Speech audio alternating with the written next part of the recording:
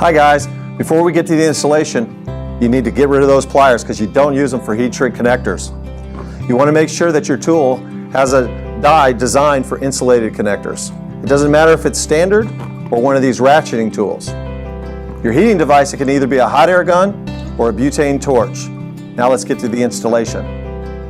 To install the crystal clear butt connector, make sure you follow the package's instructions for the proper wire strip lengths.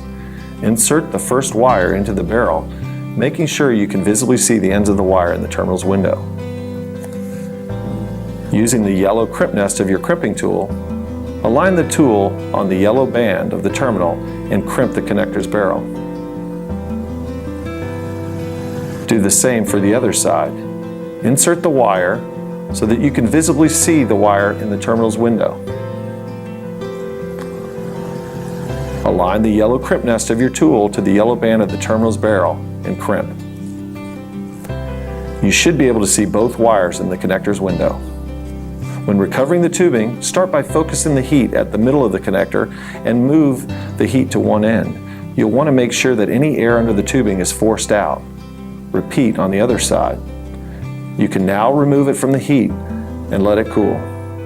The crystal clear tubing and the terminal's window allow for visual inspection of the integrity of the wire's copper strands over the life of the terminal. Now you have a termination that will last as long as the wire. When installing crystal clear rings, spades, and male and female terminals, make sure you follow the package's instructions for the proper wire strip length. Insert your wire into the barrel, making sure you can visibly see the ends of the wire in the terminal's 45-degree viewing window.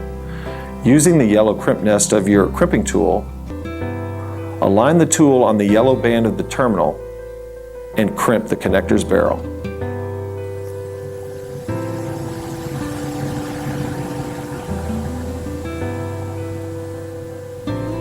When recovering the tubing, start by focusing the heat at the middle of the connector. Heat the unrecovered tubing towards your wire's insulation.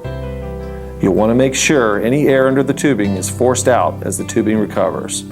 The crystal clear tubing and the terminal's 45-degree window allow for visual inspection of your wire's copper strands over the life of the terminal.